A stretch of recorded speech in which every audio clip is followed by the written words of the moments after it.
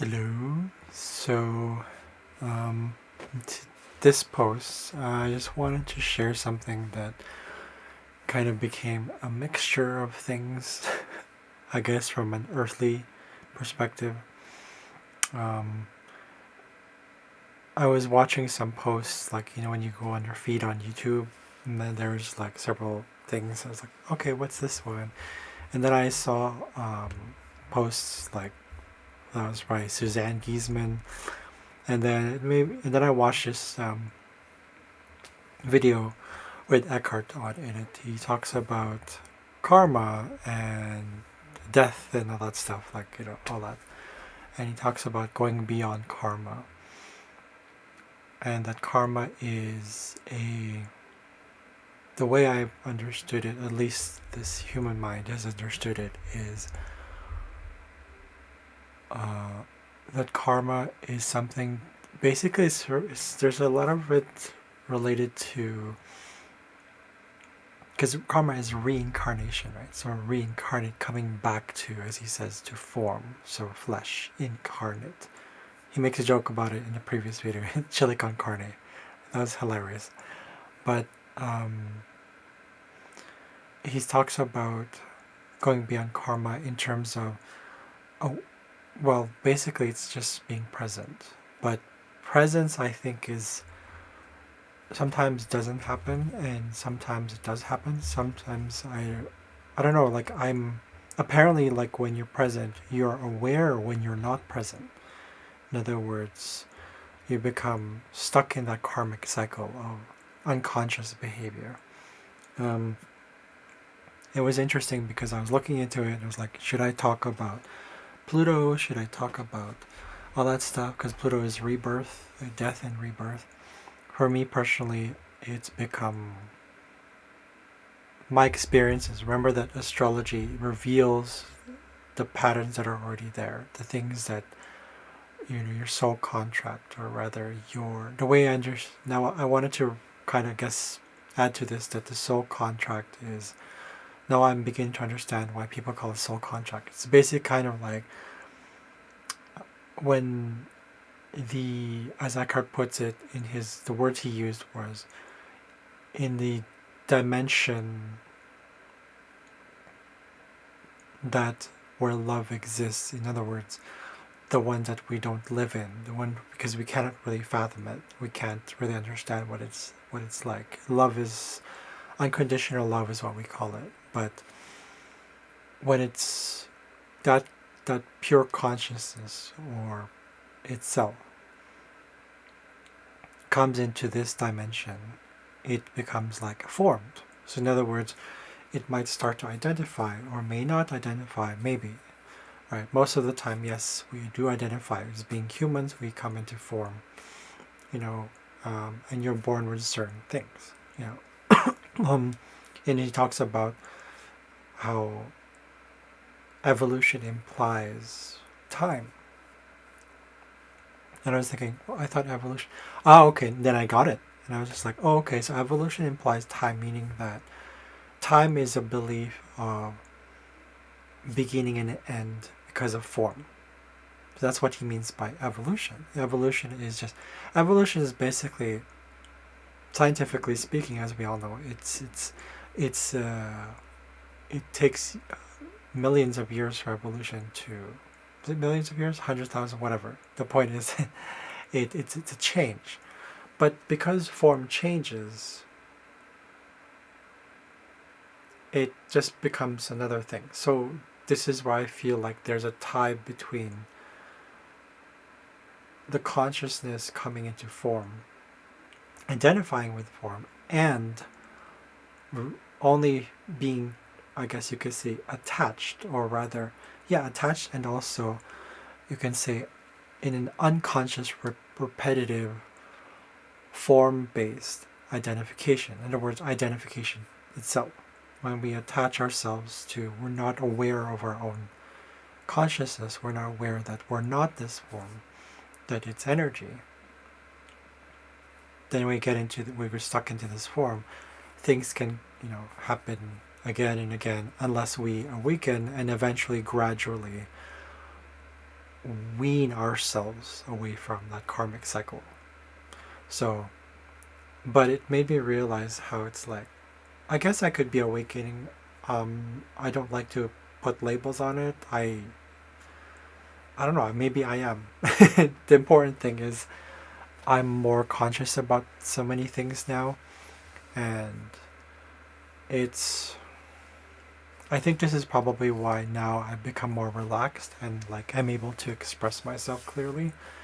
Um, there are some moments where I get lost in terms of like probably thinking too much, but I'm quite aware that that does happen. It's like, okay, that's interesting. So I thought, okay.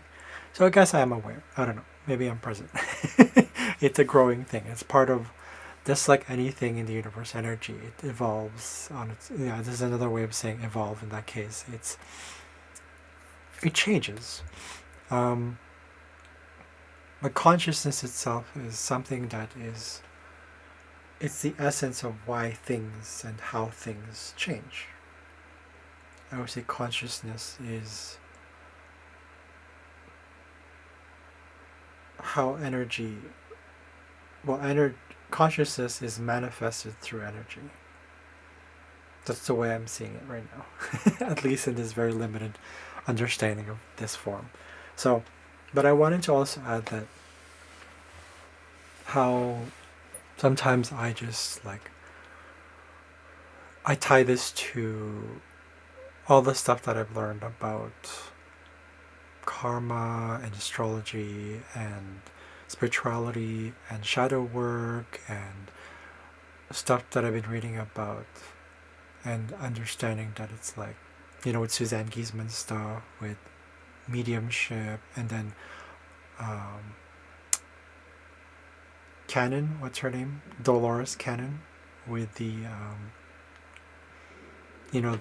this, because when she explains things, she was given words through her QHHT sessions that the words were made to be understood or put into form because of the human understanding. But in reality, I think sometimes we or even I get like caught up. It's like, what do you mean? Like, so Jesus or God or angels are, so it's kind of like it's still kind of form identification. We even identification itself, the understanding of it is from form. So that's why I'm like, okay, maybe I shouldn't go into that. So, because that's the thing with having form. It's what we understand. It's what we know. It's limited in that case, and that's okay. But having been growing in awareness and realizing that those words are simply words. They're sounds put into letters and not letters, but sounds put into words, that concepts and all these things, but it's still form because it is thought. It is that sort of energy. So I guess you can say that the reason we don't understand is because we're in this dimension. It's a dimension of form. Right? Once we reach higher dimensions, that's, I believe, where I guess you can say another aspect of evolution happens in this case, where it's like not in evolution the way we understand it, but yeah, you could say it's evolution. Anyways, I wanted to also bring up the fact that how I realized why I become more aware and present is, or at least a possibility is that when I do my cold showers, like I was doing it today, when you get that sudden rush of cold shower, I just want to jump. I literally want to jump. I just want to like, just like, just feel really happy. It's full of joy. It's full of like, you're awakened and you have all this energy, and it's wonderful. It's a wonderful feeling. And I think it's like wonderful because it's like, it brings you back, at least for me, it's brought me back to like this.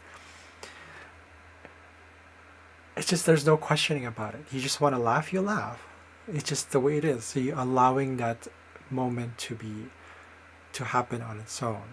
without having to put any label on it. And it's like this wonderful feeling of like, ah, okay, just being present. That's how I at least feel that that's what being present is like. And then he added in his video, the one I was watching today with Eckhart, it talks about how teaching is spontaneous. So just like nature, but spontaneous in a way that is like not about unpredictability itself, but rather how nature is both stable. So in other words, life and then death is unpredictable. So in other words, change. But that's form, right? But it's manifested consciousness, because consciousness and awareness is also brings with it, or rather teaches us, when we start to become more aware, we start to become more conscious about, I guess you can say, purpose itself, where it's not seeking purpose. You are already purpose itself. You already love itself. You're already being itself. You have this awareness that it's like, oh, okay, this just is. So yeah, I just wanted to share that today. I thought it was very interesting, going beyond karma. Um, so I don't know how to describe it. There's no other way to describe it, but that's not necessary, right? Once you become the more and more present, this manifested form, in a world of form, surrounded by other manifested forms, like the roots of a tree and the branches, kind of like that. That's the form, right? So using that analogy, the more we become present, the more we become more conscious about everything from thought to feeling to action to any sort of energy. We start to feel it more, and we become more connected, for sure. Yeah. So, in any case, I thought I'd share this. It's some random video. But thank you.